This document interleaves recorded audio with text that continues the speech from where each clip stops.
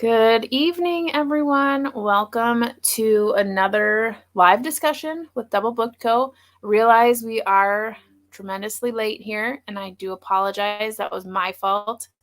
Not only technical difficulties, but my baby won't go to bed. So I have him here staring up at me all lovingly.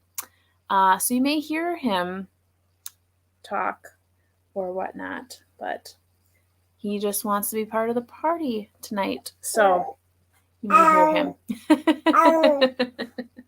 Yeah, right. Anywho, let's get our September picks out of the way first, because I think we were supposed to announce these a couple weeks ago, and then we totally forgot. So it was a very close call, but I believe, Laura, you have the results of that. Yeah, with a whole whopping one vote over the edge. It was 50-50 for a while, but we're one over. So next month's read will be The Spy Mistress by Jennifer Chiaverini. Oh, very good. I know all of them sounded really interesting, so I was wondering how that was going to go. So that's nice. It's always fun when it's a close race. Mm-hmm. Yep. Which one again was not picked at all? Balm by Bird or something? No, I think it's Balm by Dylan. Balm. Yeah. Okay. I was bummed. I read her first book once. It was really good. Well, you'll have to read that on your own then. So for tonight, we'll be discussing the summer book by Tove Jansson. And that was our August read, a very short read, which was nice. It's actually a compilation of vignettes. So it's not really a novel in the aspect of having continuity in a one plot. You saw as you read that it was a lot of different pieces of one gigantic puzzle. So we had recurring characters, a recurring place, all of that, but it wasn't a novel in the sense that it was one plot line pushing the book forward. It was more of a stream of same or connecting thoughts, memories, that kind of thing, with the same characters. So we'll kind of be discussing that tonight, a little bit different. Like last week or last month, I think we're just going to kind of go with the flow with this one, because it doesn't have a lot of those same structures that we see in a novel. And this was actually more, I feel, sensory. A sensory read. So I think we're going to talk a little bit about that for this evening. But as always, before we get into real questions or discussion about it, we always ask ourselves, if we were to rate the book, what would it be? And on a scale of 1 to 5. So kind of going with the Goodreads scale. If you were to rate this book 1 out of 5, 5 being amazing, what would you rate it, Laura? I'm going to give this a pretty solid 4. I really enjoyed it. It reminded me a lot of my childhood and times with my grandmother, though I hope I wasn't the petulant jerk that this kid was a lot of the time, especially near the end. I don't think I was. I think I was too adult even when I was a kid to do that stuff. But yeah, a good solid 4. I really enjoyed it. It's unusual. I haven't read a book really like it before.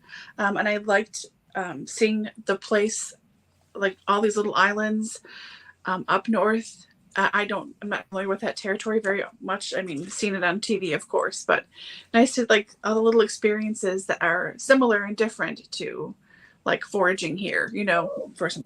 So yeah, a happy 4, I'll probably read it again at some point, but not in a rush, because like you said, it's just little experiences. It's not a through story necessarily. Yeah. What did you think?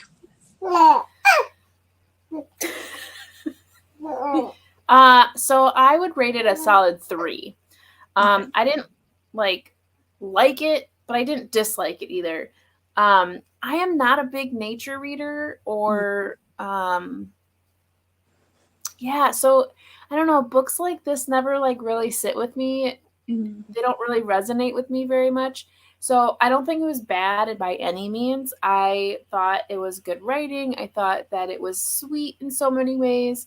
I definitely related more to the grandmother than the child. I did enjoy some of the pieces where you really did get a feel of like the heritage or the culture. I did like that. And it reminded me a lot of when we read Snow Falling on Cedars with the fishery and the boats and that kind of thing. But for me, I just kind of like was reading it and I didn't feel anything, but I didn't think it was bad. So that's why I would give it a 3. In the comments, let us know what you think as well. But yeah, like I said, it wasn't bad. I can't knock any of it. Like I don't think there's really anything to say, oh, well, they could have done better on this, or, the writing here was poor. I don't really feel like that at all. Just for me as a reader, it's just is kind of like I read it and I'm good. But I can see like a person like you who is a nature reader, like you really enjoy that kind of stuff, that it would be a higher rating for sure. And it looks like Debbie, which hi Debbie, rated it a 4 as well. Nice. Yeah. I'm glad you liked it. Yeah. I like that it was something different though. And I think that's a lot of what is nice about the book club is that I wouldn't typically pick this book up. I wouldn't. That's just my preference in reading. And that's what I like about our book club is that we're always kind of reading something that maybe we wouldn't have seen on our own or picked up on our own. So I'm glad I read it. Like it's nice to have it under my belt as far as repertoire, and it gives me an idea of like in the future if I want to read something like this. What I'm most interested in, actually, kind of segueing away from the rating and more so the book in general, being a translated work, it really interests me to know like how the translation really comes into English, because I also this month read what is it, Albert Camus, is that how you say it? Camus. The Stranger, which is also translated. And at the end of the audiobook, which you'll be surprised because I listened to a little bit of it, there was like not an author's note, but like kind of an explanation of the translator and how he decided to translate the work. Interesting. And he had mentioned that when it was translated previously, they made certain things in a different tone, and he took it more oh my goodness, he took it more directly, so it's interesting to know that when work is translated, that sometimes the translation also has the translator's interpretation in it as well. So it changes the way that the author maybe intended it because it's not in their native language. Does that make sense? Yeah, there was a book that came out within the last 5 years. I don't remember when, and I hadn't read it myself, but it was up for like the Booker or one of those larger prizes. And it was, I think that was a retranslation of a book that was published in English, again, translated from I don't know what, a couple of years earlier. And like, for some reason, this translation was way different. Like the tone felt different. Everything was different just because of the translator. Does anyone know what I'm talking about? I just remember reading about it and going, well, of course, sure. I mean, at times the change, if it was translated in the 80s or the 2000s, that makes a difference too. And how you see things and view things, of course, aside from the personal perspective of the person actually doing the translating. But yeah, that makes a big difference. You wouldn't think necessarily, but it would, but yeah, totally. Yeah. So that's what I would be interested in. And I listened to the end of because I listened to this book in audio. And I listened all the way to them to see if they had anything like that, like to explain if it had been different. Because this was written in the 70s. And this translation that I listened to was done in 2021. Mm-hmm. So I just wondered if they had anything about it, but they didn't. Mm-hmm. But that's what would most interest me regarding the work. Just because I didn't really realize that was a big thing until I start reading translated works. Mm-hmm. And then when I read The Stranger and heard that at the end, I thought that was really fascinating, because you don't think about that. You think it's just like, oh, it's a direct translation. So it's just going to be what the author intended. But realistically, words are different and expressions are different cross languages. So it's really interesting, and it's too bad that we really don't speak Finnish, because it would be nice to know, what are the the differences in the language versus the context, or what the author intended. And to go one step further, which we see in a lot of work regarding author intentions, does it even matter? Because as a reader, you're supposed to have your own interpretation, right? The author's not really meant to sit there and say, oh no, I really meant this. So I don't know, all those kind of things kind of fascinate me as a academic. So yeah. So going back into the text and thinking about, the context of what it's all about, how does this relate to you? Did you relate to the characters at all? Does it bring up any memories for you? Yeah, a lot. And of course, I totally relate to the grandmother. And the kid, I was just like, why are you so annoying? But she's a kid. Like, she is. I know I did some stuff like her. I get so focused on one thing, and I would write a book about something I found or whatever. And then that's it. I never thought about ever again. Like, you're intense on that new thing, right? So yeah, I saw some of myself here, but the grandmother especially, like, just want to like hang out and read, and like stuff aches and you're just tired of everything and like whatever. It sounds really depressing, but just like, yep, that's life. No real new surprises. It's all like you've sort of been there, done that in a certain way. And yeah, for me, especially being outside so much, and like looking at plants and being really close to the water and what's growing there, and talking about like different kinds of seaweed and when, like, what blooms when. And I mean, we forage for mushrooms all the time, and we're always learning about, dragonflies and insects. They still creep me out. But I was really afraid when I was a kid, especially of spiders. I'm still not thrilled, but we'd find spiders, and our grandmother was really fine with them. So she'd be like, no, just calm down. Like, let's just observe him and look at him. Like, do you see all of his eyes or whatever? And I really appreciated that. I think my parents, most of my mom thinks that I didn't. Would be like, God, you're such an inside kid. Why are you like this? Like, no, I like this stuff. I just was doing it differently than she would like me to respond to things. But I liked all of it. It was such a good memory, picking blackberries and picking strawberries and picking rocks out of the fields so the horse could like come through with plowing. It sounds like I grew up in the 1800s, but I mean, so much time was spent outside and doing things and just being with nature, and a lot with my grandmother too, who really knew a lot about all this stuff. So yeah, there was a lot here for me to really relate to, but certainly more the grandma than anybody else. And my dad, he worked during the week, and if we were up at our lake house, he would come for the weekend, and we would just hang out the whole week, and we had enough groceries. I'd swim, we'd read books and hike through the forest and whatever, it was kind of the same thing. He was there, but not there. And yeah. The more I talked, the more I realized this is a lot like me and my growing up, especially my childhood. So yeah. How about you? Anything you found that you related to when you were a kid or anything? Not so much the relationship. My grandparents passed away when I was young, and in a lot of senses, they were even before that, we didn't really live close. And then when we were together, it was more like crossword puzzles and word searches and games and that kind of thing, because they weren't really outdoorsy by any means.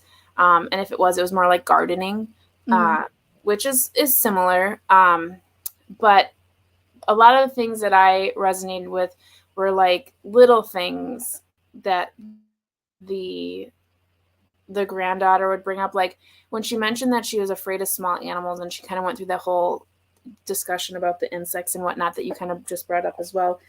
It made me really think about when I was a kid, because I remember, being outside and you would like play with like what we would call the roly-polies. You would like make them, turn into a little ball, and you would chase the daddy long legs and all that kind of stuff. And I think to myself, like, ew. And I know at some point it was like, I cannot touch any of these again. So I wonder at like what point in life do you just like turn or flip that switch of, one, I'm touching all these insects, or I'm interested in all these insects. And then all of a sudden it's like, no, like yuck.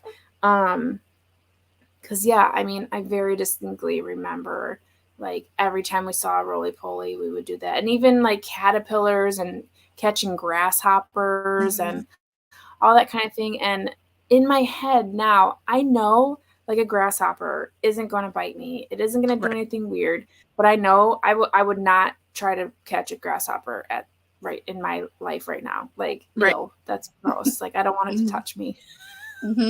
Even a caterpillar, I'm like, no, I don't want to do it. Like, which is so bizarre, because they don't bite. They don't, they don't do anything weird, but I just feel like creepy, crawly. No. So it's like that flips that switch, that point in your life, and you're just like over it. So that little segment of the book, I was like, yeah, that is a true thing. But I think in general, I liked the way that this book was set up, like in these vignettes, as opposed to one story, because I liked all of the different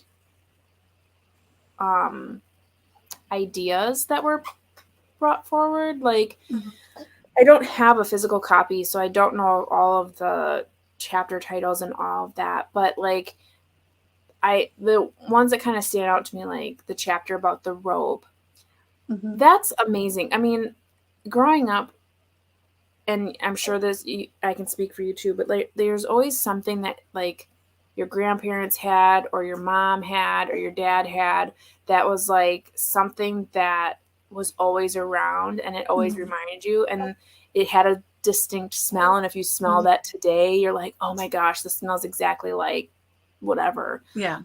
So that chapter like really stuck with me, because again, like I mentioned in the beginning, such a sensory book, very sensory. I mean, I think it maybe touched everything. Like, I imagined feels, and I imagined smells, and I imagined touches, and just seeing things. And the whole book, I'm imagining, especially since we're from the Midwest, so we're used to like lakes and small inlets and islands and all of that kind of stuff. Totally visualized everything. It seemed so like home to me, that it was very easy to visualize what they were kind of talking about.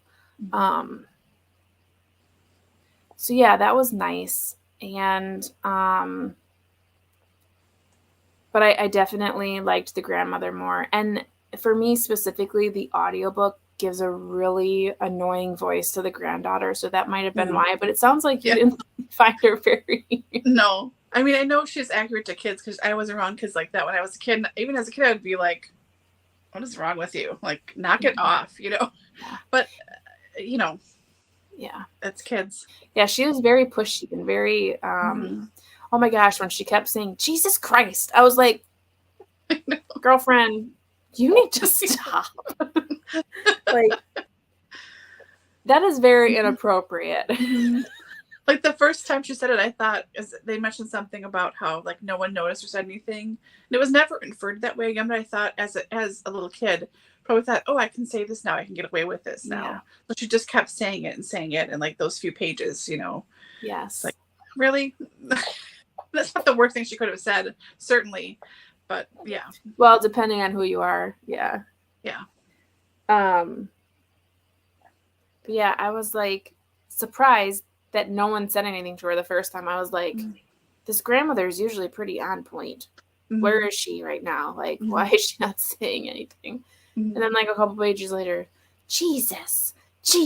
And I'm like, that's naughty. You should not be talking like that. I mean, I don't know. Every household is different, but that's not something that a child should be saying in the way that she was saying it. So yeah, she is something else. But I don't know if you noticed, like in the very beginning of the text, the grandmother basically commits to the idea that she's dying and she's coming to an end. She's starting to shut down, I guess you could say. And I think that my favorite thing about the whole book is at the very last lines, she's like, I think I can stick around for a few more years or whatever she says. And it's like, wow, what a way to like start and end this compilation of, I like to call them memories. They sound like memories to me. It was very profound for me. I was like, wow, that really just full circle. And it's because of this relationship with the island, with her granddaughter, with just understanding herself and the growth that she has, even though she's at the end of her life. I really liked that. Did you notice that at all? Yeah, absolutely. I thought it was really nice. And I think some of that has to do too with the conversation she has with her friend who shows up. I forget his name. Yes. Because he has such a different life than grandmother does, Werner.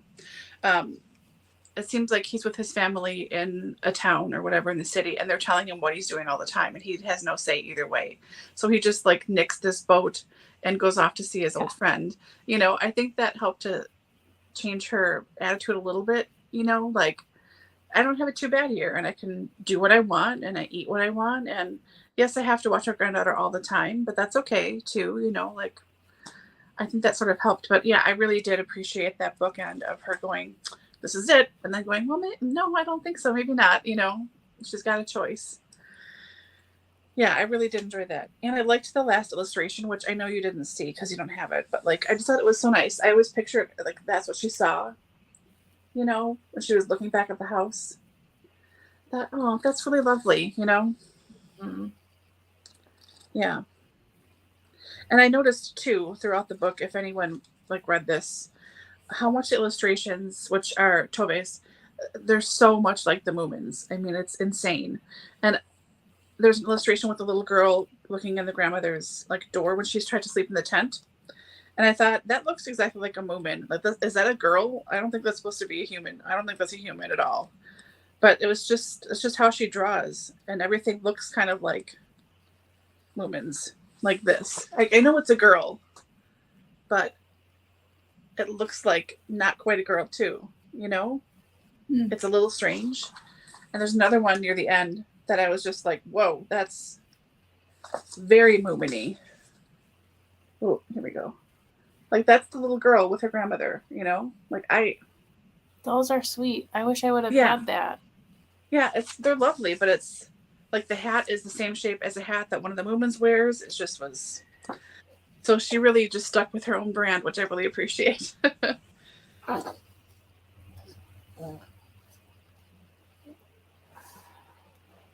don't know. It's interesting, the side little house that she lives in, her little bedroom, because it's just tacked on the outside of that cabin. So it is an outside door. It has its own staircase. So it's like this little apartment, and that seems a little more magical too with the granddaughter. Like, she has to go outside and then around and like up the steps to like wake up her grandmother. And yeah. I don't know. I really liked this. Yeah. Debbie mentioned regarding our little girl saying what she shouldn't say. She said she thinks the grandma did tell her not to say it, felt she tried to teach her. To me, she liked that the child could be herself with her grandma different than her parents. Oh, totally. Yeah, it's different. Yeah, it was, she was learning, but also felt comfortable contradicting or calling her grandma out on contradictions. And several of them happened throughout, the big conversation about hell. And then again, too, she had mentioned something, and I remember I caught it, and I was like, wait a minute, you just said earlier that this was this way, but now all of a sudden it's not. But I can't remember now what that was. And I was like, and then the little girl like called her out on it. I was like, good for you. Like, it's good to ask questions. It's good to feel safe too. And I think to myself, like, when I was a kid, did I ask questions? I mean, I'm sure I did, but I don't think as much as this little girl, which I think is great.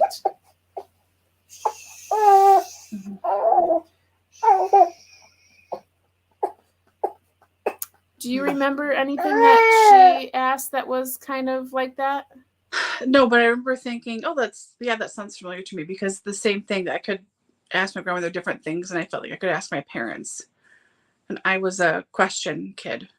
And if my parents didn't know, or my grandmother didn't know, or whatever, we're like, well, let's go look it up together. Like, what kind of book do you think it's going to be? And this kind of book, or what should we do? Let's go look this up over here. So we go over here. You know what? My friend so-and-so might know something. So like, let's call Adrienne and ask Adrienne and see what she thinks about this. So we would talk about stuff, and I would get pushback. I did ask a lot of questions in Sunday school that got me in a lot of trouble. So yeah, I was a question kid. I don't think I was that like an endless why, like why. I don't think I was that kind of kid. I was just I wanted to know why things worked, and why there were rules for things that didn't seem to make any sense to me at the time. Like, you can't see the little lines around, like why you can't say certain words or whatever. Like, one of my mom's friends hates the word suck. She's always hated the word suck. There's nothing wrong with that word. It's like you suck on a straw. It's a normal word. It's not, but she hated it, and she acted like it was the worst thing in the universe you could ever say. And the first time she freaked out, I was very small. I was like, I didn't say anything. What are you talking about? I was just talking, It took me a long time to like get that. That's her personal thing. She just hates that word. So yeah. And she still hates that word to this day. Like 40 years later, cannot stand it. Like, okay, but you get that this is a you thing, right? Like, this is a regular word you're going to hear all the time in all different things in all different places. It's just a word. It's like saying, I hate the word tea kettle. You're going to hear tea kettle all the time. Like, yeah, maybe you can get I over think it. it depends on the way you're using it. Because I had a friend, his mom, who in high school, I think I said, oh, that sucks. And like the next day at school, my friend was like, hey, so just so you know, like, I got a big talking to about like us being friends, because oh my gosh, you said sucks, and so just so you know, my parents really don't like that word, and blah blah blah. And the funny thing is I'm still friends with this person. I am more friends with their parents, so I think they got over it. But it's just funny, yes, how normal everyday words to some people in certain contexts is just not acceptable in their house. And like, I really didn't get why that was, and like why, like, as a kid, like, I get you cannot like a word or not like a phrase or something. Like, I don't like the word slit. It creeps me out. But like, if anything, I just go, oh, and keep moving on. Or the whimsical. I hate the word whimsical. I just kind of wince and I just keep moving, because I know it's my thing. I don't put my rules on everybody else, but lots of people try to do that. And so I always ask a lot of questions about that kind of stuff. So I'm sure my grandmother was sometimes like, sorry, she's 6. Like, ignore her, like, just don't have to answer that one, Joanne, like, let it go. Yeah. I just remembered the thing that she had said, because in the beginning of the book, they were talking about if God can hear your prayers or something like that, or God can hear you. And the grandmother explains that, yes, he can. And he's, very good at listening. And then later she's like, God's not listening to you or whatever. And the child was like, wait a minute. And I was like, good for you. Because yes, she did say that earlier. Debbie mentioned that she had listened to the audio, but she also had a hard copy, but no illustrations. Oh, that stinks. And one time a friend's parents super offended by the word creep. It was like, all said and joking, it was really shocking how offended the parent was. Weird. Creep. Wow, that is weird. Yeah. I don't know. I'm trying to think, like, I can understand sucks because, I mean, in certain context and the way in which you use it, I could see how people could be offended by that. But creep, Maybe, I but wonder, yeah. like, what the background there is. That's Mhm. interesting. I like that. That's funny. Creep. Mhm. That just makes me think of that Lonely Island song. Oh yeah. Yeah, creep. But yeah, like parents get so offended about these like random bizarre words. It's so offensive, and you're like, "Well, what? I mean, it's Yeah. what?" Yeah. Okay. I think, you know, I don't think I've ever, with my stepdaughter, when she's had people over, like sleepovers, whatever, I don't think I've ever heard any of the kids say anything that I thought was weird or offensive or anything. I mean, if they were full out like using cuss words, I would probably say something, be like, hey, so we're not going to use those words here. But I wouldn't be like appalled, Right. because every household is different. And if their parents allow it, which chances are they don't, but you know, we were all that age, and words have power and different feelings. When you feel like you can say them and get away with it, it's whatever, you know. But I mean, I'd probably say something, but I don't think I've ever heard anything that I'm like, whoa, Yeah, that's offensive. I mean, obviously there's definitely words that are, but I've not had the pleasure of having to talk to my kid about, hey, that's not cool. But yeah, so that's good. So as far as the book goes, when you think about this, and I think I mentioned this before, and it could be total baby brain. I know I mentioned I liked the fact that it was vignettes as opposed to a regular novel. Do you feel the same, or do you wish that there's more like more comparable to a novel where it did have a plot line? Would you have preferred something driving the story forward? No, I think it was good the way it was. Like these little vignettes were perfect because it set over that summer, and it could have very easily been structured linearly, like I don't know, May to August or whatever, just like here's the things. But I think it was nicer to have it be a little, I don't know, loose with things. Like you're never quite sure when things happen, or because sometimes in life everything happens at once and then there's a long stretch with nothing happening, you know. So it felt more realistic that way. I think I would have enjoyed it still if it was that like linear May to August thing, but I don't know, I really appreciated that. And then it made each thing seem a little different, and it stood out a little bit more than it would have been, I think, if it was just a chapter. Because I think, at least for me, when you're reading a book that's told linearly like that, you check out to a certain extent because you're not wondering like what's happening when or how much time is passing, because you know the days are just going along. So you're not like attention to that stuff. But a lot of stuff little happens here, you know, like getting all the plants and midsummer and the cat and all the angleworms and stuff. Like all those things seem big and important, which I think is true about being a kid, because all those little things, that's how kids live their life. It's all like individual little things. It's not big time, you know. So I don't know, that was really rambly, but I really did like this. I really did appreciate that it was little individual stories and things. And Debbie, we did not plan it. It just happened that way. No. But that's really awesome. Yeah, how it ended in August and we're here at the end of August. Yeah.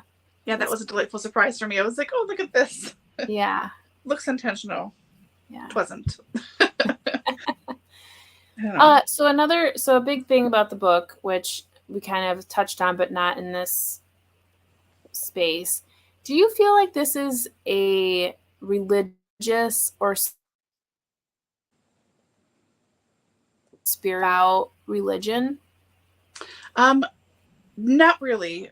And I was sort of surprised that there was that much religious talk in it, because I understood that the whole like Nordic area, they're mostly atheist.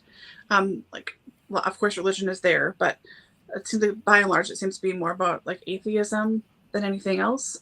So I was surprised that it was talked about that much, but it's a little more old fashioned. I think that was maybe different. Like here too now, I think in the States, I think probably churches are like numbers are declining, and people seem to be moving away from like church or religion in some ways. Um, so it could be religious. I would think it's more spiritual than anything else, even though they do talk about God and Jesus. Because I personally, I think that there is spirits and spirituality everywhere. Like nature is God, whatever. So to me, all the little plants and everything, that's all part of the same thing. So yeah, like yes and no, it is, but it's not. I wouldn't be like, if you're looking for a religious book, I recommend this one. I would never do that. But if you want something that like connects you to the earth and things, and it's nature writing, I mean, I would recommend it for that. I guess. I don't know. What do you think? Yeah, I would say yes and no. I feel like it's more has a religious tone as far as an awakening, I guess, because you have the perspective of religion or spirituality through two lenses.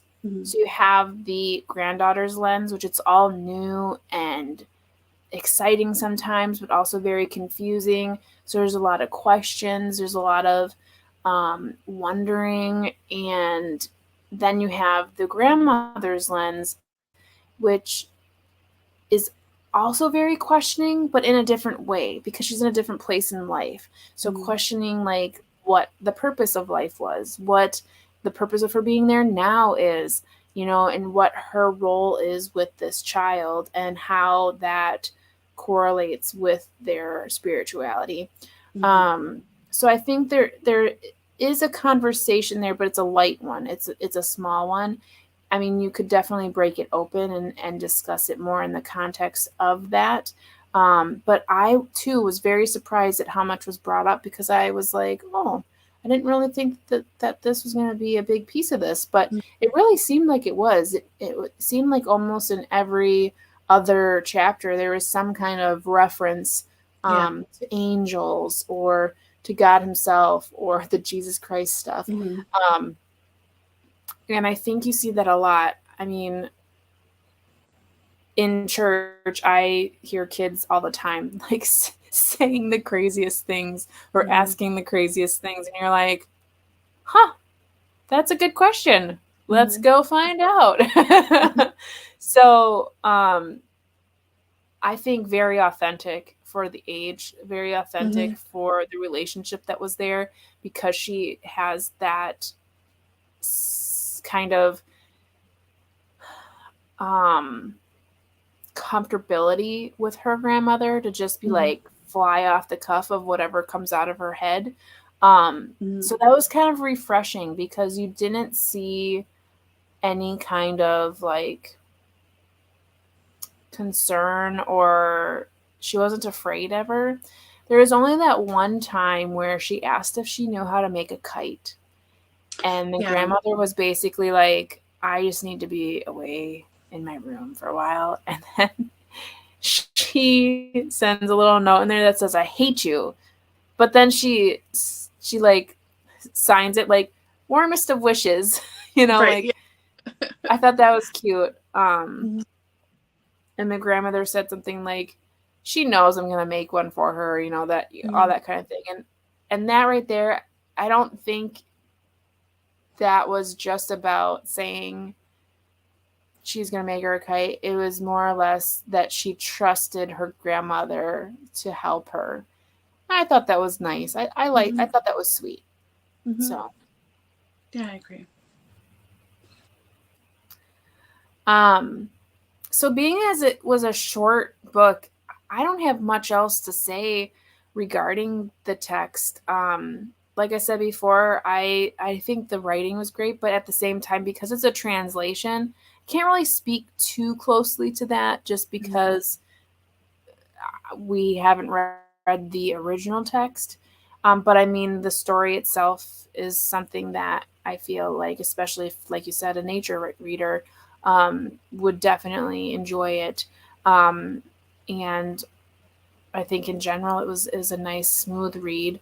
I like listening to it. I actually re-listened to the beginning again today because I didn't want to forget anything. So it's very easy to get done in a day, and I would definitely recommend reading this outside on the lakeside or something like that because it definitely would be more immersive. And definitely a sensory read. Is there anything else that you wanted to add or feel like we should discuss that we haven't already? Not really. I don't know if you have, or if Debbie, or I don't know if anyone else is here or not. If you have read Tove before, or like her other books, or the Movements at all. I read the Movements. I read the first 4 of the 8 collections they have that are about this size. A couple of years ago, and I have to read the other ones, and I really enjoyed it because it seems like, oh, just kind of cartoony, and all of a sudden there's like a big question about life will just pop up, kind of. Again, illustrations are like pretty much the same because they're these magical characters in the forests and everything. But I liked this, and I have another book by her. It's something about winter. Of course, I probably can't find it now. I'm looking for it. But I look forward to reading that too, probably closer to the winter. But would you read her stuff again? I think so. Yeah, I think so. Yeah. And I do believe, so like I said before, this was written in the 70s. And I think even though, I'm sorry, my foot's asleep, so I'm like really trying not to scream. But, okay. Ooh, I gotta breathe. I think it feels timeless though. Like even though it was written in the 70s, there's only really one instance where you really get a sense of time, and that's when the granddaughter goes, "Were you born in the 1800s?" Yeah. and the grandma's like, "Don't worry about it," or whatever she says. But I feel like it's very timeless. So you could read this at any time and still feel like it's could still be a memory from today. It could still resonate with you from your childhood. So I liked that. I like that about certain books. Sometimes you read a book and it's very dated and you can't really relate to it at all. And you're like, oh, sorry, my dog is doing something weird. And I thought there was someone in my house. Oh, super. I spilt soda. So sorry, side note. Before this live stream, I was coming up the stairs and I set down this drink thing on the step. And my steps are carpeted. And I went to go check to see if the baby was asleep. And I went like this around the corner. And this fell down 3 stairs. And so it poured soda on 3 different steps and the landing, which is hilarious because to drink out of this thing, it's like so hard to get the suction right to even let it come out. Apparently, if it just falls down the stairs, a ton of it comes out. Just shake it over your face with your mouth open, and maybe it'll. I think he's like rolling in it right now, because that's what it sounds like he's doing. Yeah. I cleaned it up and everything, but you know how that goes. It's probably still like the smell is probably still there and all that. But anywho, sorry, totally off topic.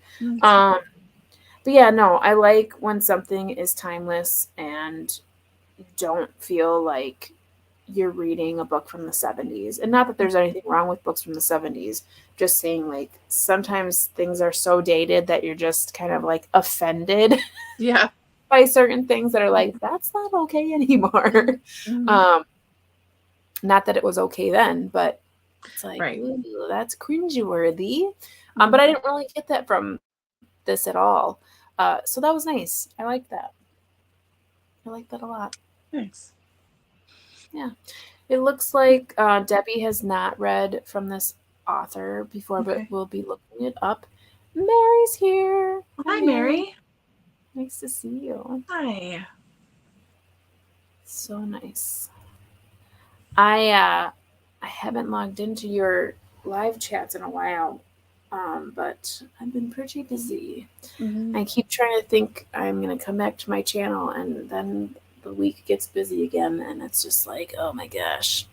But anyhow, yeah, so that was fun. That was a nice little read. It was nice to have something short, and not 450 pages like the last book. Yeah. I think Spy Mistress is like 320 or something like that. Yeah. It's not terrible.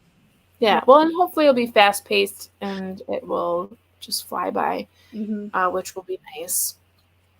And then next week, which is the 5th, we will have new product release, and then we'll have reading sprints. So we'll do that, but we'll also announce the options for the poll for our October reads,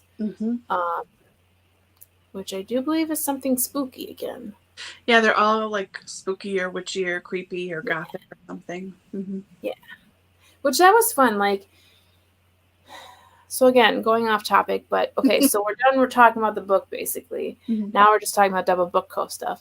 But thinking back to last year, even though some of the books weren't that great, I do kind of like how they all kind of landed. Like the Ruth Ware book that we read, even though I was kind of like, whatever, I still think about that book. And I'm thinking, okay, so does that make the rating go up? Because a lot of times you're like, you never think about a book again. Yeah. But that book, I often think about, and I go, like, I don't remember everything about it. There's certain aspects to it that I'm just like, that was a really good book to read in October. Like, that would be a really good book to, like, take to a cabin when you go, up north or something and read it. Or, that would be a good book, like, so even though, like, at the time you're like, it was okay, like, some of them really, like, stay with you. And some of the books that we read, I don't remember at all. Yeah, I look at that picture painting, whatever that Allie got us of all of our titles. It was just so sweet. I looked at that and I'm like, oh yeah, I did read that book. Some of them were total blanks. But also speaking of that Ruth Ware book too, I'm trying to read a horror novel. It's not going well as I'm getting real scared, which is, I know the point. But there was something about someone was walking up to like this supposedly abandoned building and they could see footprints walking from the other direction, but there's like nothing in that direction for miles and miles. It's just forest. And then they don't see any footprints walking away and there's no way like in or out, like just like went to like a brick wall in the building. And it made me think of Ruth Ware, that book, because there was those footprints in the snow that come up to like the garage or whatever, and no one arrived, no one was outside, whatever else. I thought of that again. But yeah, I'm gonna have to DNF that book. I'm getting too scared. It's real. Yeah, I don't like reading scary books. I don't mind psychological stuff. That's okay. I mean, I still get scared, but it's getting really gory, and it's like, I'm not into rotting flesh. No. And it's getting to be more like they're finding things. I'm like, maybe not. I'm trying, but I do like psychological thrillers sometimes, depending on how thrillery they are. Yeah. Like I read this book a couple years back, like maybe the first year I was on BookTube, called Sometimes I Lie by Alice. I think it's Alice Feeney. Alice Feeney. So good. It was so good. I still think about that book. Like a lot. I think about that book because it was insane. Like I even think about rereading it to try to wrap my head around exactly what happened because it's so crazy. But speaking of her, I should probably look into other books. I think she had just had a new one come out. Yeah, I think so. Debbie, thank you. I'm so happy you love your blue fairy bookmarks. They are really pretty. Oh, that's sweet. So I'm glad you like them. I like those too. That whole little collection, all those designs, I really like them. It's a very nice design. It's a lot different than a lot of our bookmarks. And each one of them are so different. Like you kind of get a different fairy in each one. I like the peach bubble one though. The ones that it was like peach and had bubbles all over it. I like that one. I don't think it had any fairies on it, but I don't know why, but the bubbles I just really liked. This is funny. Not into rotting flesh. Yeah. Good quote. Good quote. Yeah, so we'll get those books to you next week, and so we'll do the poll for October. But for September, it will be the Spy Mistress. And I'll post that on Instagram and our community tab sometime tomorrow. Or if I can do it tonight. He's finally asleep, so now I have to transport him downstairs where I'm going to be sleeping. So hopefully he'll stay sleeping. And then maybe I'll dilly-dally on the computer for a little while. Other side note, because this is my adult time talking to everybody. Debbie, the book that we were just talking about is by Alice Feeney. Is that what you were asking? So the book is called Sometimes I Lie. Yeah, and then it's The Spy Mistress, which is one word. That's by Jennifer Chiavarini, Chia. She wrote all those Elm Creek quilt books. Same author. Let me I'm gonna jump over. I'll get the correct spelling here for you. Oops. Mistress. Yeah. I was watching Krista at Books and Jams. She did a shelf resort, which I love things. Yes. And she had the book on her shelf. I was like, hey, that one might be the book next month. Oh, well, maybe she will read it with us, because sometimes she joins in when it's a book she wants to read off of her shelf. So in the comments section, I just posted The Spy Mistress, Jennifer. How do you say that name? Chiavarini. And I will make a banner here as well.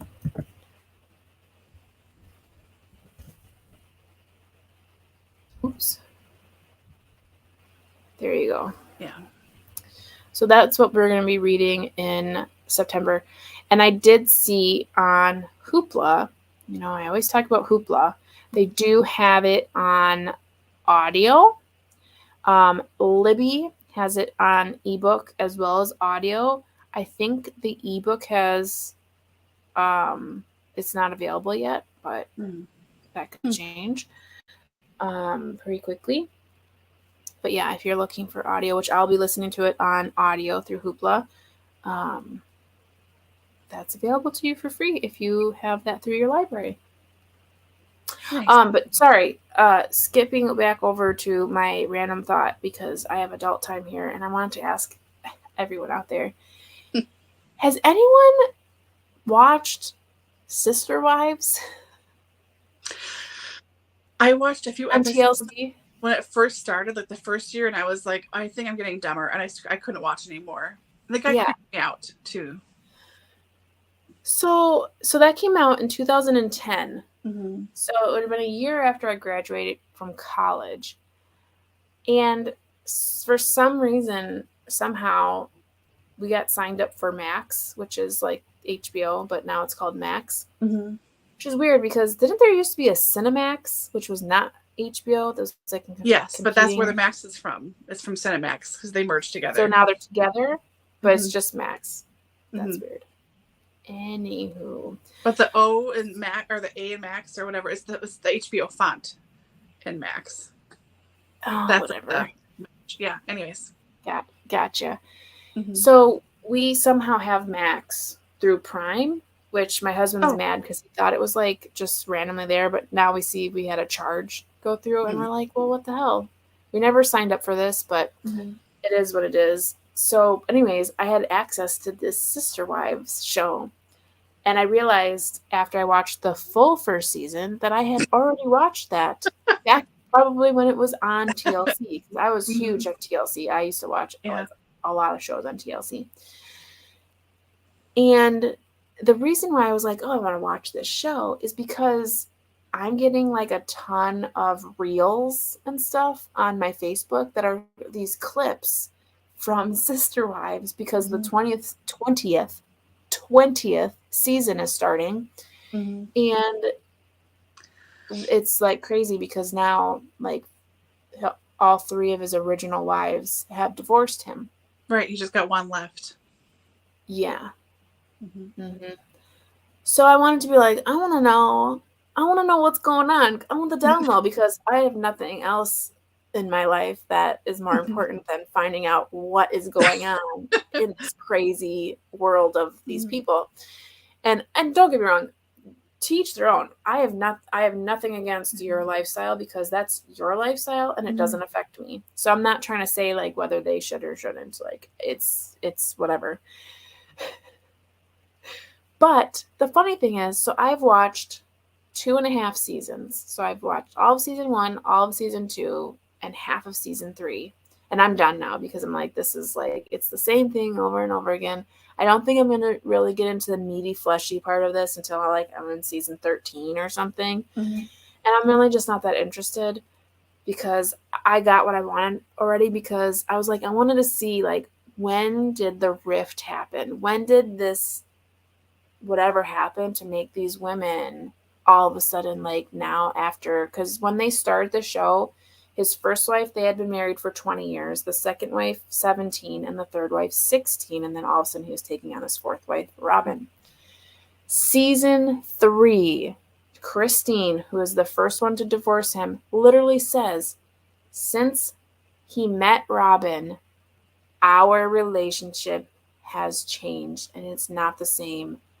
And it's broken or whatever. And I was like, dude, do you not watch your own show? Like in season 3, this is like 2011.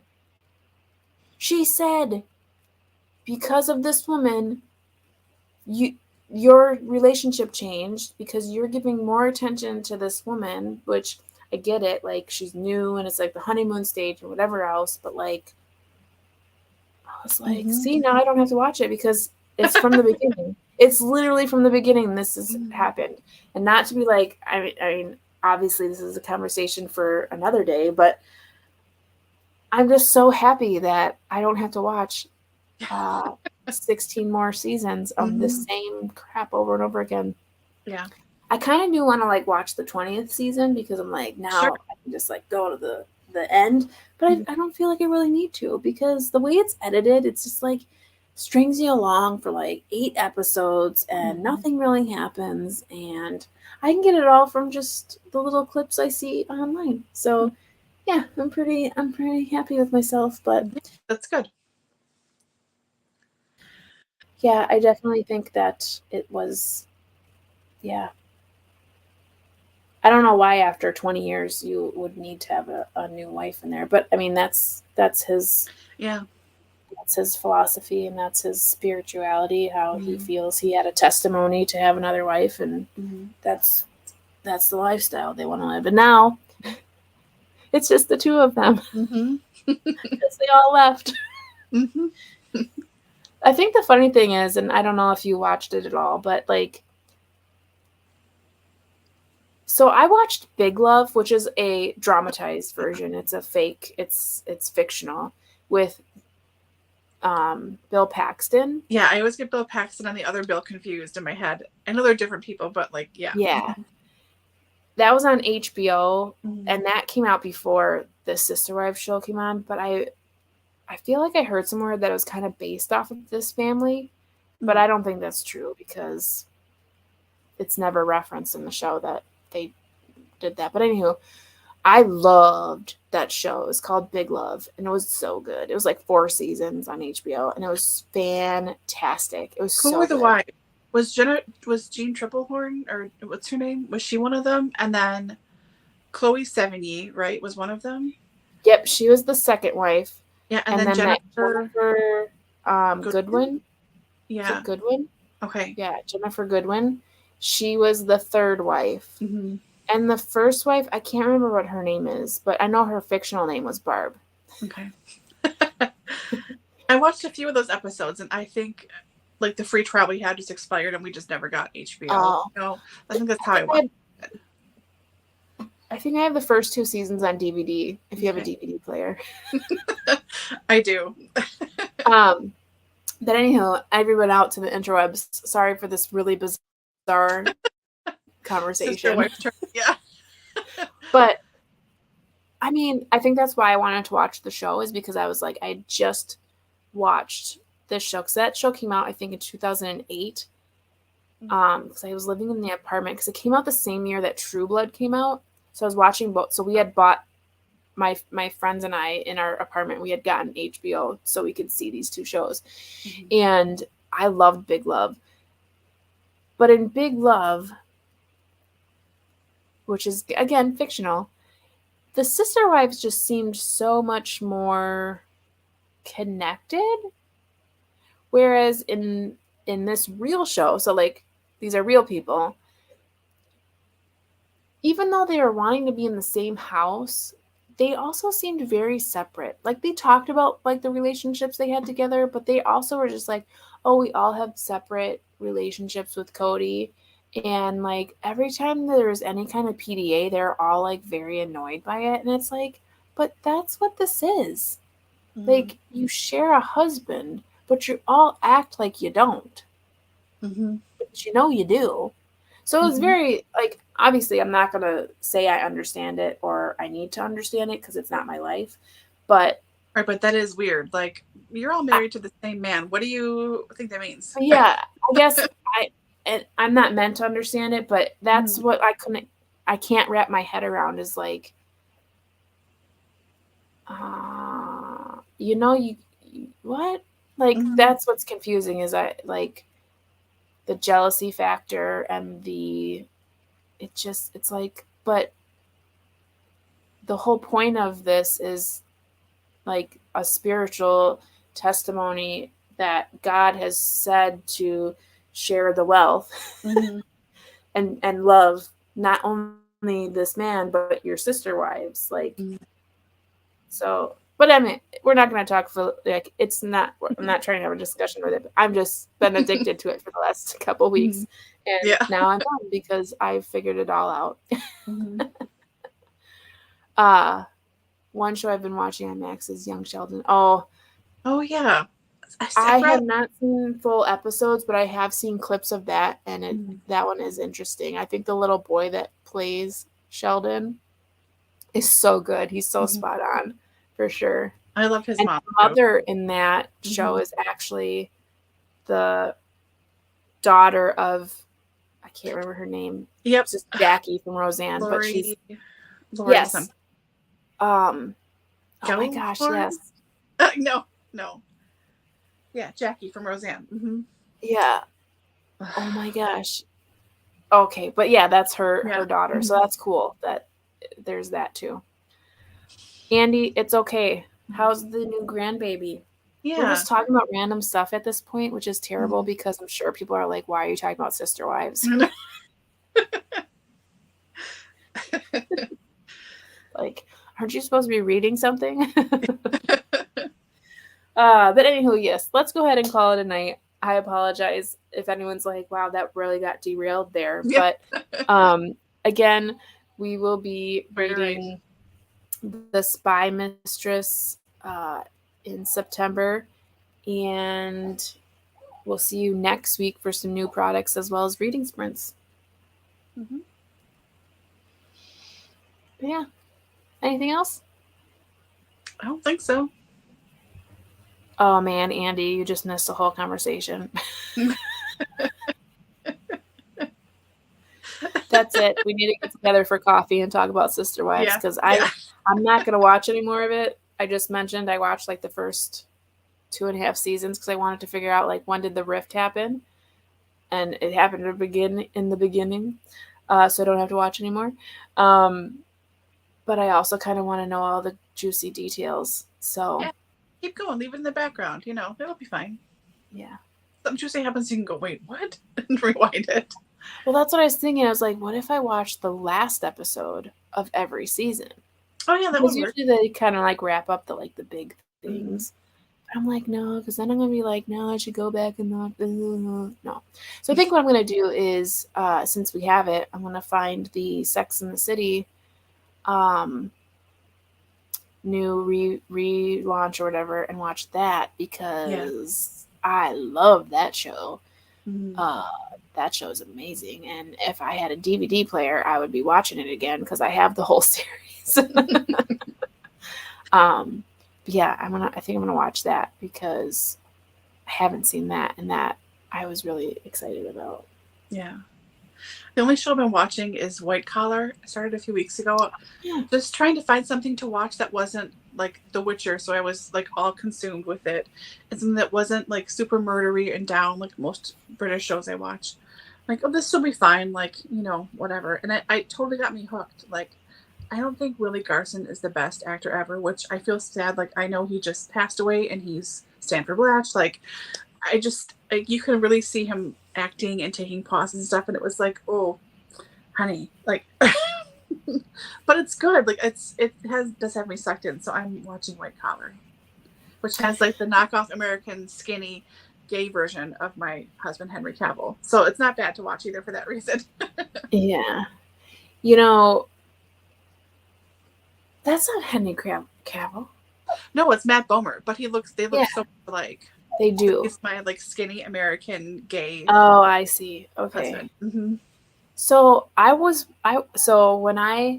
when that show came out, I was watching it real time, and I was addicted to that show. I really liked it a lot. But here's the thing. I stopped watching because I could not take it anymore. Like, how many more episodes of this show are we going to do where he's still chasing after his girlfriend? Like, she's gone, bro. Just move on. He's gone now. And they're like investigating the plane and everything else and trying to figure this stuff out. It's like the season FBI, after season after season. Yeah.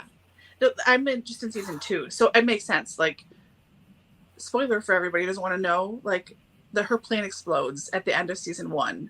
So like season 2, like, he's sort of investigating like what happened, and she made one phone call. Who did she call? Like, I get that, but if it keeps going after season 2, like, with that storyline, at least, Here's the thing, Laura. Was she on the plane? Oh my God. That's what I mean. Like, yeah. It turns into then it's like, was she on the plane? Like, forever. For like, I think it's the entire series. Oh my God. That's annoying. That'll get old. But yeah, I did like that. I liked it because Kelly is on that show. Yes. I love Tiffany Thiessen. Yes. I so wanted to be her. Yeah. Mary loved White Collar. Mm-hmm. Nice. See, speaking of shows from USA, because that's the network that was on, I started rewatching Suits. Oh, yeah. Which is on Netflix now, which I thought was interesting because Meghan Markle is in that show, and I figured like anything she was in, the royal family would be like, no one's allowed to watch that anymore, but I guess not. But when I watched the show and it was on, I thought I had seen the entire series, and I had not. Because I know exactly what happened, and it happened to me again. I got through like the first 3 seasons, and I think right now I'm like stalled in season 4, and it's because I'm over it. Like, it's the same thing over and over again. The stakes are getting higher, and it's just like too much for me. I'm just like, I can't take it anymore. Yeah, I'm out. It only have been 4 seasons long. So I ended up, which was really nice about Netflix, I went through and I read all the quick little, like, what is the episode about, all the way to the end. Nice. And I kind of got a gist of like where it was gonna go, and I was like, oh, I'm good. I'll stop here. Yeah, got it. Done. Yeah, I don't need to watch anymore. Yeah. But I really like the main character in there. Yeah. The older of the two, not the main character, but Harvey. I like the Harvey guy because he played a small part on Sex and the City. He was the guy who was like filming his sexual encounters with these models that he was doing pictures of. Is super creepy. That sounds familiar. What's that? Sounds familiar. I only saw Sex and the City once, and that was after it was already off the air. Like, because I just totally missed it. Like, I just missed it. So I totally wasn't watching it while it was on. Yeah. Yeah, I tried to rewatch it again from the beginning. I said, I should probably watch this again. I know you like it a lot. I don't want you to defriend me. So I was trying to start again, and I'm like, oh, I don't know if I can get into this. Like, it's a little dated. Like, it's when you dated. try to rewatch it now, you're like, ooh. Yeah. So like yikes. mm-hmm. But it's just a classic. It's so good. Mm-hmm. But no, I didn't watch that while I was on. I was a little young for that show, but we watched it on DVD. We would walk to Family Dollar when we were in college, and we just ended up renting all of the DVDs. I think they were in their like second to last season or something. Okay. Because that's when it would start to get a little bit more expensive for us to rent them because they were brand new. Mm-hmm. So, but yeah. Let's see. Andy says, only saw a show or two of Sex and City. Yeah. Thin chicks. Yeah. Yeah. Sometimes you see a person on screen and that was so thin. It's so painful. You're like, oh, are you okay? Like, and I get it can go both ways for like fat people too, but some people are so skinny. Like, you just look like a skeleton with skin on. Yeah. Well, you have to think about like that show started in the 90s in New York City. It's all about modeling. It's all about fashion. And that's what I mean by it's dated. Yeah. Like it's super dated. So the whole premise of like the different guys that she has dated and like the like nicknames that they all get. But there's this one Berger who's played by gosh, I can't even think of his name right now, but he's the main character in Office Space. I can't think of his name. Ron Livingston? Is that a name? Sounds like one. He was the worst because he broke up with her on a Post-it. That's the Post-it guy. Okay. Yeah. Isn't like I'm sorry, I can't. Don't hate me. Wasn't that something like that? Yes. Yeah. Why do I remember this? One time. I saw this one time. Yeah. I don't know if he says don't hate me. I think he just says I can't. I'm sorry, I can't, or something like that. She gets so pissed. Yeah, there's so many things about that show that it just cracks me up. And I've seen I have the movies and everything. I don't know why it's not like personality wise isn't a show that would be like you would think, oh yeah, Dani likes Sex in the City. But for some reason I love that show. I just love the show. And I can't say that I really resonate with any of the main characters. Like, they're always like, oh, which one are you? Are you Samantha, Miranda, Carrie, or Charlotte? And I'm like, I don't know. I just like the show. Yeah. Yes, it is Ron Livingston. I was right. Thanks, Mary. Yeah, it would have to be an updated version with different people. Yeah. Well, I think that's what they're kind of doing now.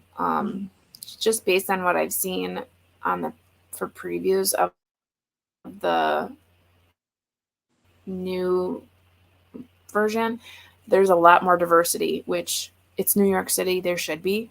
I mean, New York is a melting pot of every single culture everywhere. So, yeah. But, yeah. But anywho, we've been for the last at least 15 minutes just talking about silly things.